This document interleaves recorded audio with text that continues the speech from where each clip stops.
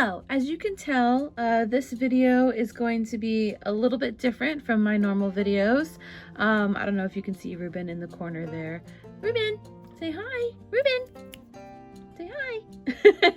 But I wanted to do something a little different. I had planned on doing a full video, like vlog style, like with each step of the way, but because so much of my working on this project was while I was doing other things, for example, like while I was at work and so on and so forth, like on my breaks and stuff, like it wasn't really easy for me to be able to be like, you know, hey, I'm at this step and hey, I'm at that step. And to be honest with you, while I was working on this project, I didn't even really know if I was going to actually publish it or not. It was more of a let me see how this goes and see if I even finish it, you know?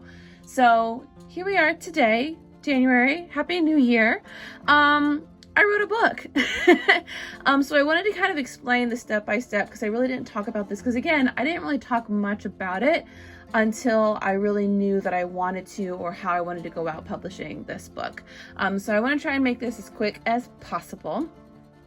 So basically this whole idea came up, well, first off, like for a majority of my life, I wanted to write a book because I've just like always thought that that would be a fun project to do, whether it was a children's book or like a book, like a novel.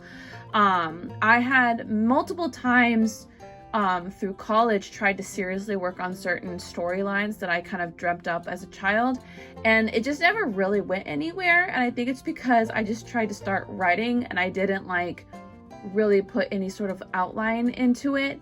And that's why it kind of crashed and burned because it had nothing to kind of step on and, you know, be supportive. So one of the first things that, well, first off, where this idea came from was during light duty, I slept in a lot because my shifts were later in the day. Typically I work like super early in the morning, and one morning I woke up from a dream, and I have like a lot of vivid dreams. Like most people don't dream a lot, I guess, but I have like very detailed, imaginative dreams. Some of them are good, some of them are bad. But I had this dream of this story, and when I woke up, I remember thinking that would make a really good like TV series or a movie. And so I was like, that would also make a very good book. And so I pulled up on my phone, I pulled my phone over. We started a notes app. It wasn't called Daylight in the Dark. The story actually was called A Beast Story at first because it was surrounded this beast that was in the woods. And I literally just like wrote any sort of key details or anything that I could think of that like were important to the story, whether it's like what the characters look like, how they meet, maybe their first kiss, like anything I could remember from my dream. And then as soon as I think I spent like a good 30 minutes to an hour doing that, and then I got up and I started my day because I had to get ready for work. But throughout the day, because I was on light duty, I really didn't have much that I was really doing other than like daydreaming or just staring into nothingness because of just the tasks they gave me at work. I thought of different ideas for the story to kind of build on the story, and on my breaks, I would like sit down, and I actually have a book. This isn't the book that I actually used, but I have a notebook similar to it. I cannot find the book anywhere, but I would sit and write. I kept this in my pocket, and I would sit, and anytime I had like an idea or something that involved the story, I would write like, this would be a good idea, and this would be a good idea. And then I started kind of like laying out an outline in the book in my notebook as to how I wanted the story to flow, what happens when, how it ended, how it, you know, like their love story kind of began, and so on and so forth. Another thing that I did that I actually learned in college, for almost every single art project that I ever did, I was taught to go and create kind of like an idea board for them. So I went on Pinterest and I kind of lit through like different, I typed in like pictures of this or pictures of that or fantasy things, just use keywords to find different ideas and things that looked like the different characters. I looked for ideas for Elena and what like Elena would look like and kind of like what her style would be. I also looked for Quentin, you know, like different looks and different styles, and looked at different actors and things to kind of get a vibe on what maybe he might look like.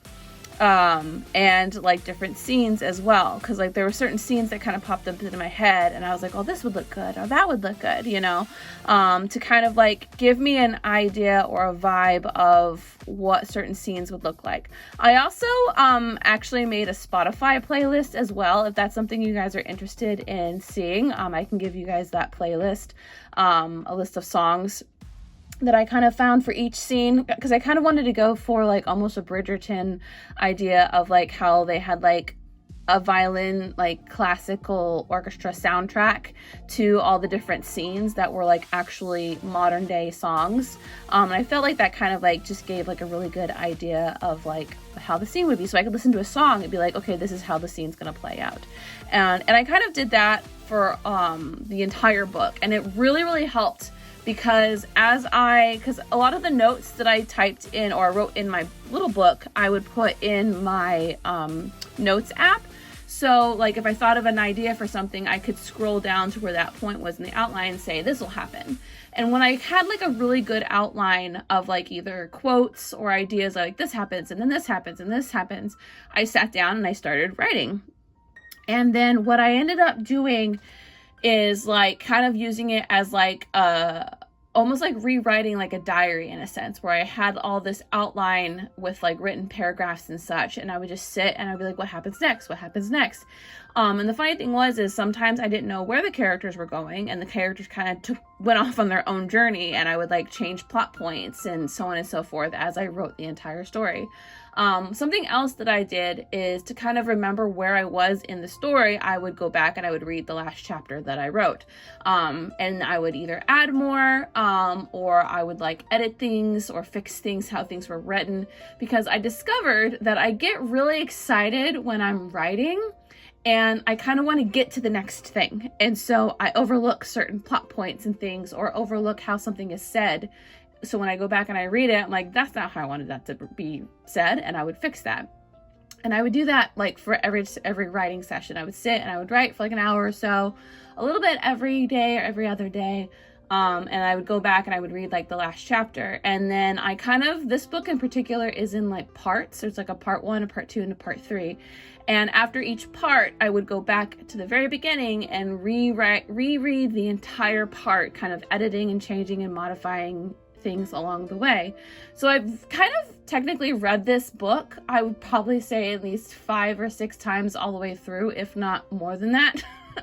And I will admit that there were times where I kind of like ran into like a slump in a sense, where, because like I always, when I'm reading a story in general, I always get like really bored during they're getting to know each other part, because I'm like, I just want to get to the, the good stuff, and the letters part, which is in the middle of the book, I really, really struggled with, and I had to like go back and rewrite it multiple times because I just wasn't happy with how it flowed, or I thought it like jumped over things too quickly, or they got to certain points too quickly.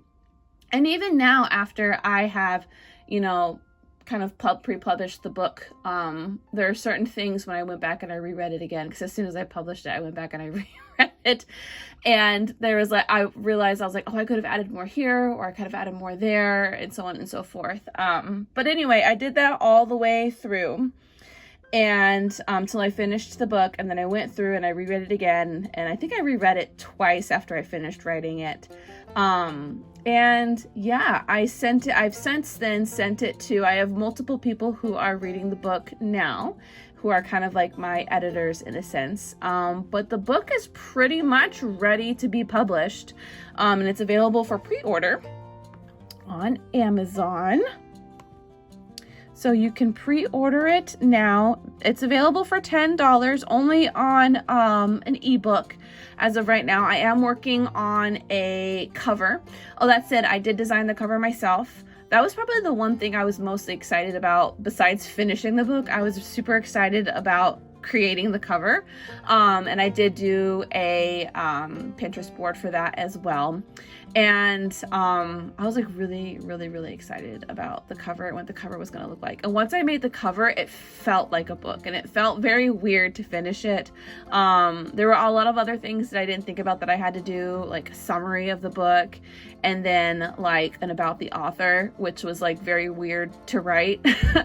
But I do have to say I got a lot of inspiration and kind of followed the steps of a lot of indie authors that I've been following, like on Instagram and such. There's quite a few authors that kind of post their process on writing, and I really enjoy that they do that, because I was kind of able to see like how do they write, and they all write differently as well. And I found that really interesting because me being very OCD and like over analyzing how something should be done and thinking that there should be a structure, it was just very fascinating to me to see how everyone creates differently, which is something that I learned because I went to school for graphic design, and that was something that, especially in my senior classes, that I discovered is that everyone starts and leads a project completely different. And that is something that I think I've learned a lot when it comes to writing. And it's funny because one of my favorite professors was my English professor, Stephen Bell, and he always said that I was really good at like writing, but I had so much potential to be better. And like, not saying that I wasn't good, just like he was excited to see where I could flourish. And especially considering like reading was not something until very recently that I was even into, and that was something that I really struggled with. And he always told me that he's like, you just have to find a book or a type of genre that you're interested in, and then you'll be interested in reading, and you just have to not put pressure on yourself when writing and also reading. And that was something that really stuck with me, and I just really liked that he encouraged me, because like writing in English was something, like in English literature, was never something that I was really interested in, but he took time to kind of walk me through and encourage me that it's like, hey, I see potential in you, kid. You may not think that you like this now, but give it a chance. And that was like over 10 years ago. So it's like crazy that I'm now like writing a book. I'm not saying that this book is a work of art. It is a work of art in a way, but I'm not saying it's like a masterpiece is what I'm trying to say. There's a lot of things that I will take with me as I write my second book, which I am already kind of working on.